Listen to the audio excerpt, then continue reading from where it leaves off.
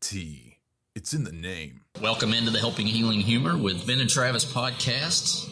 On today's episode, we're going to be interviewing the legendary, I think that's a great word, legendary. Phillip Randolph from Faulkner University in Montgomery, Alabama. He is a good friend of mine. I assume he would claim Ben as a friend. We're going to get to that great conversation about the Bible program down there in Faulkner right after these important messages. The Adventures of Ben and Travis and the Joyrider, the second book in our series. It focuses on helping you learn how to find joy in difficult times and to see how people with special needs also have some wonderfully special powers of encouragement. You can pre-order your copy at benandtravis.com/books.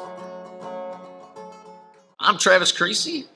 I am the campus minister at Riverside Christian Academy, the pulpit minister at Riverside Church of Christ, and whatever else Ben Hayes can get me to do. That's Ben Hayes over there, all-pro counselor with Three-Chord Counseling in Muscle Shoals, Alabama, and also the pulpit minister for Highland Park Church of Christ.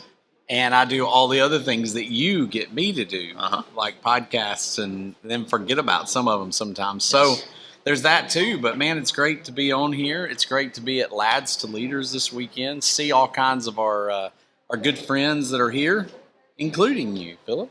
So Thank you, we're Ben. thankful to have you. How are you doing? I'm doing okay. I appreciate it. Yeah, this is a great event. So Phillip helps recruit for Faulkner. I've known Phillip a long time. My wife helps with college and career advice there at Riverside Christian Academy, and we met Phillip, and Phillip has always been really good. He ultimately wants kids to go where they're going to fit in the best and ultimately get closer to the Lord, and so he's always made that first and foremost. And of course, he loves Faulkner, has worked for them. How long you worked for Faulkner?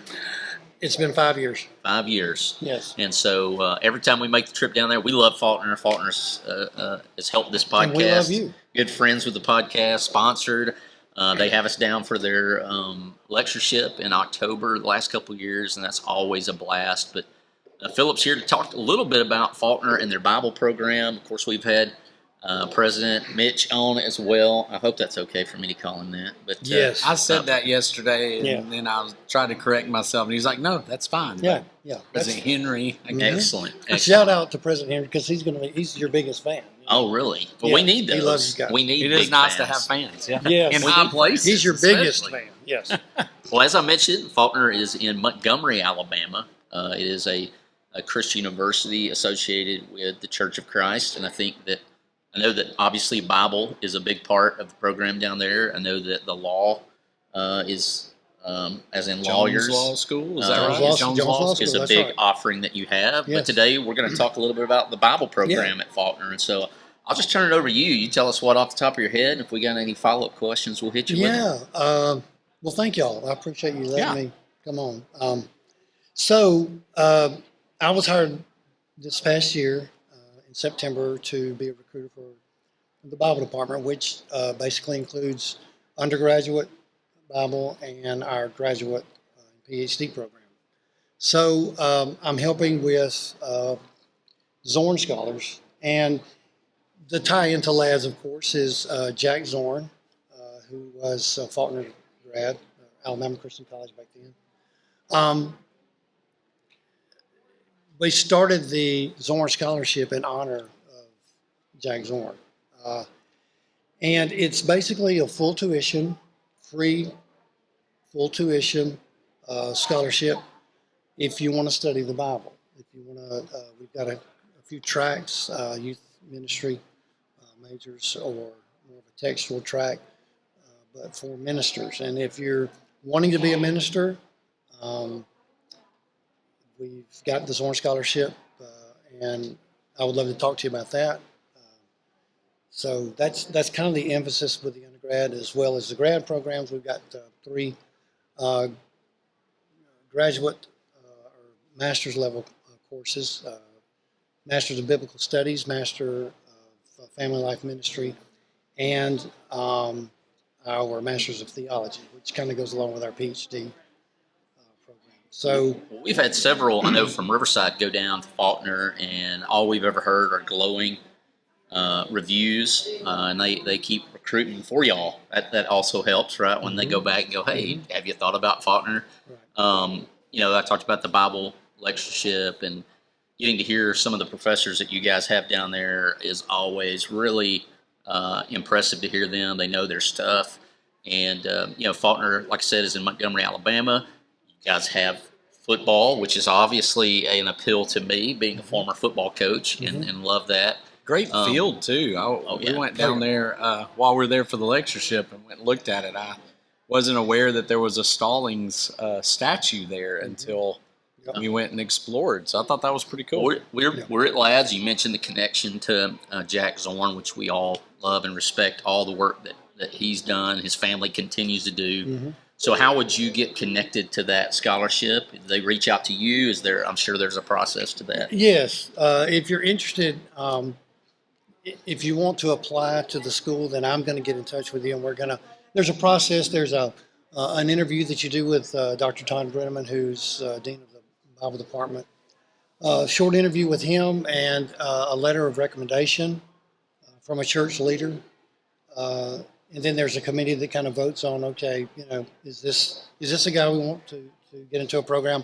I also want to mention Colt Mahana, who is our campus minister, and he's done amazing things there. And a lot of that is with the Zorn Scholars as well as the faculty, because he's really trying to get a spiritual emphasis placed into the heart of these guys and really getting at to what ministry is about. You can learn about preaching from the faculty members and different aspects of ministry, but Colt's impact on them is tremendous, because it's more about the spiritual emphasis, it's more about the heart of who these guys are. So I love bringing kids, into that environment to where someone is really, looking out for, looking out for your spiritual, growth, as well as your presentation and your all of these things that we tend to look at, but really at the heart we all know that it's the spiritual aspect of these young men that we're excited about. Well, going back to the kids that we've sent down there, I've not sent a one down to Faulkner that I didn't think wasn't going to be well taken care of, and not only that, come out of the program, whatever program they have, still on fire, excited about God. And certainly the Bible program does that. But to your idea about the campus minister, I don't know that you can have enough. I don't know that I, at 44, can have enough people that are interested in my spiritual walk. And certainly in my late teens, early 20s. And I can point to people who've been that for me as well. So. And all the things I've been seeing out of Faulkner the last couple of years is just a lot of almost revival type thing. It's not just the kids going down there that are already wanting to be Bible majors or whatever. You've got a lot of sports programs. Some of the kids from my home congregation have come down there in the years past and worked there and stayed on there for a little while. But then it seems like the last couple of years, there's just been a real spiritual revival among the athletic departments and a lot of the kids that are there. And that's been something cool to see, that there's like this spiritual atmosphere beyond just the Bible department. Right. And I really think, and of course, Mitch says this, he said it recently, because I really feel like a lot of that is due to him. I mean, it's that he came in with a spiritual emphasis, and then that's what we're going to be about. That's what, the founders were about. That's what this school has always been about. That's who we want to be. But he says, it's not me leading the school, it's God. Meaning, what happens here that's positive, that's a blessing to the kingdom, is happening because God wills it. So, everything that's a success starts at the top, and so I feel like that's a big part of it. But yes, and y'all have great kids there at Riverside. You've sent down good kids. I didn't mess them up, so I'm taking that as a we're thankful for the training that they get. From you guys and you as well, because that's what we want. We want members of the church. We want Bible majors. We want any student that's a member of the church to come and help make an impact on our culture and on our campus. That's ultimately what we're trying to be about. So, just we're trying to get more guys and girls interested in ministry. I think At the undergrad level and graduate level. something yes. I've noticed on the campus, and you feel it when you get in, is that it is intentional, the spiritual aspect, but it's not like panicked. It's not like overboard. It's not like would turn some people off. And so like even people that aren't connected or don't know a lot about the Bible, I think could show up and immediately be plugged in. And so it's a place for really everyone. Yeah. And I think that, to your point about President Henry, that's something you get from him. Like, it's not fake. It is the real, like you're getting the real deal, and that's important to him. And it just is natural and seems to flow out of him. And all of you that I've had any kind of contact with that work there, there's just a deep care for the person, of course, their spirituality. And so what would be the best way for somebody to get in contact with you or any of your recruiters or anyone, especially in connection with the Bible program? Right. Well, I guess the best would be an email. If you wanted to reach out to me through email, it's prandolph@faulkner.edu.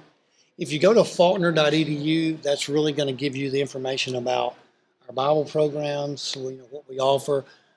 In undergrad, what we offer, all the other areas, computer science, math, business, whatever.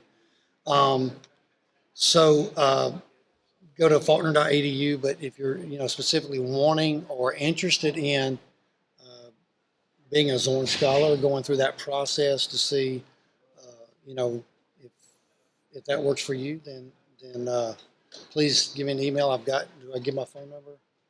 That's up to you. Yeah. You can give your phone number if you Are you you want that to contact brave for the 4 people listening to call you? My number is, Let me write this down. 334-425-6053. And if you want to text me or whatever and just say you're interested in learning more about our Zorn Scholarship, the full tuition Bible Scholarship, then I would love to talk to you. And I'm sure you've got information on how people can use that degree and use that. I know that sometimes that's kind of the question, especially for, our young ladies. Is that degree something I can, obviously spiritually it's going to help you, but I think there are more and more opportunities for people to put that into use in ministry. And I'm glad you said that, because that's one of the things we brought up at the board meeting was, what are some of the things in marketing and talking to young ladies, because we've had some go through the program and are working, in ministry now. And so there are a lot more opportunities than on the surface, unless you're, diving deep into it. I know Rhonda Fernandez Halo here is at a board meeting, and she was talking about, we've got to find more opportunities for young women to be a part.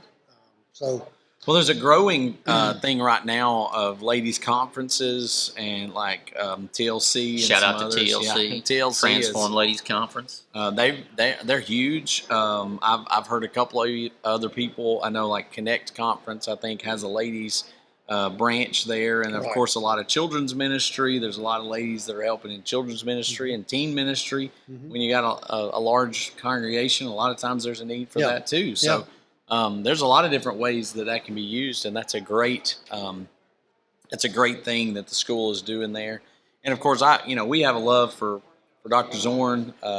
Rhonda is a special part of our family, and of course, the Zorn, Jack got this going, and this whole weekend is about something he did to train young people, and it's become probably bigger than anything he could have even imagined it would have become. I mean, I know. He saw it, but it just keeps on growing. It's not stopped, and so it's amazing what putting some time into young people can do, and the power that it can have. And so,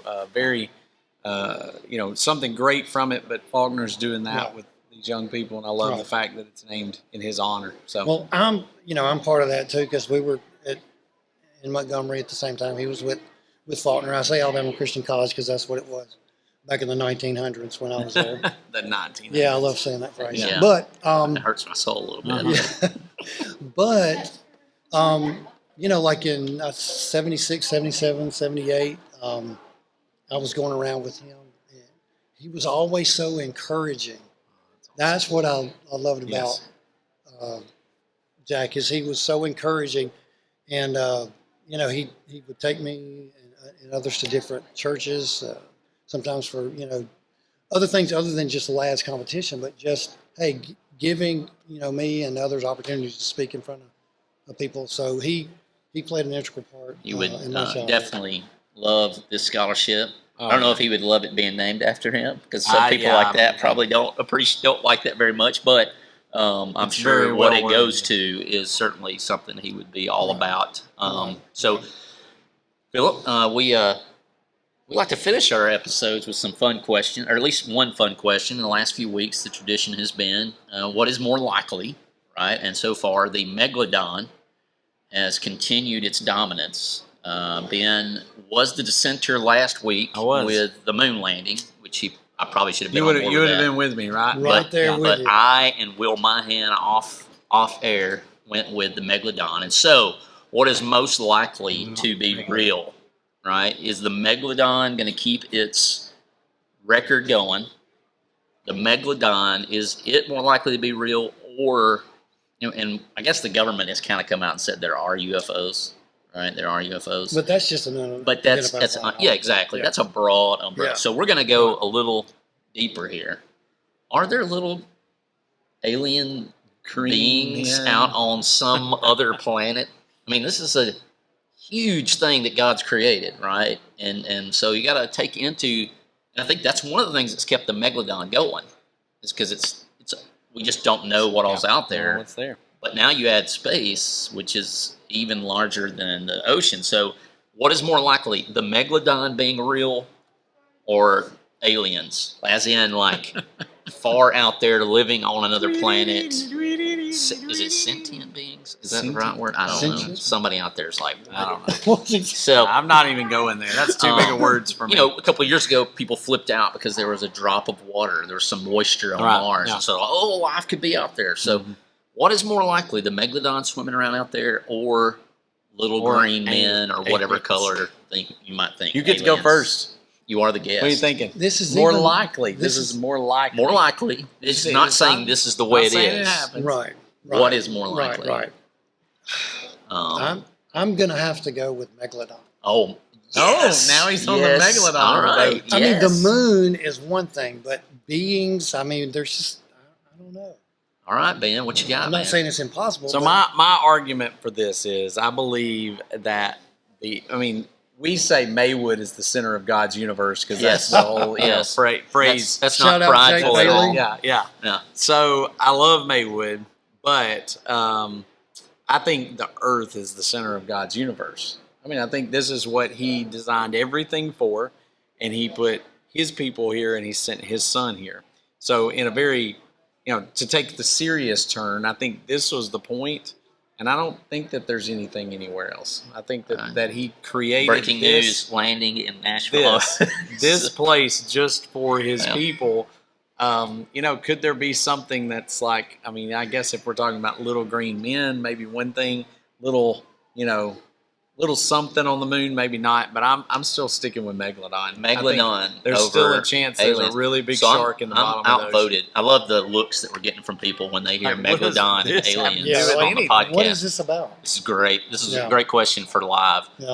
In the masses of people. That's right. Huge amount of people. 4 of them that'll walk by. Yes. And so I'm going to agree. Ben knows what nightmare fuel both of these things are. I lost a lot of sleep over sharks. Unsolved mysteries. And yes, unsolved mysteries, aliens. I was always terrified I was going to be abducted, or look out my window at night and there'd be this. That's why we wrote a worry coaster book. Yes, was for me.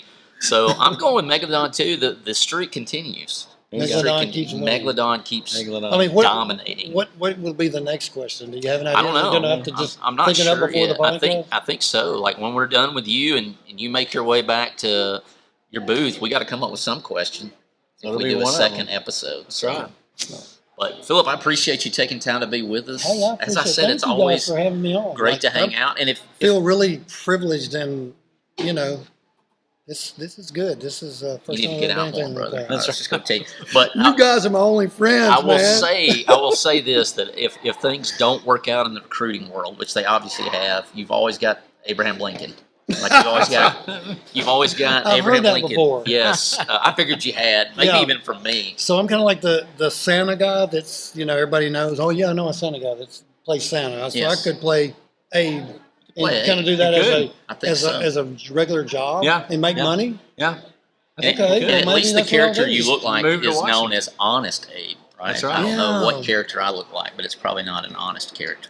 Oh, come on. By any means. But thank you, Philip. No, Appreciate thank you. y'all for having me. I Appreciate appreciate Faulkner. the shout out. They have I certainly appreciate helped us keep the lights on the podcast. And you can hold that against them or you can appreciate it either way, Yes. one of the ways. But we Thank appreciate y'all. you, brother. it. Yes, sir. Thank Appreciate you. y'all.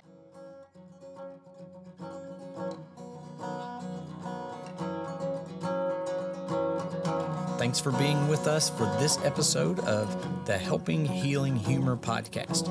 Be sure to download our free ebook, 28 Days of Focused Living, at benandtravis.com and receive all of our Helping Healing and Humor extra content directly in your inbox. We look forward to having you join us at the same Ben and Travis time, same Ben and Travis channel.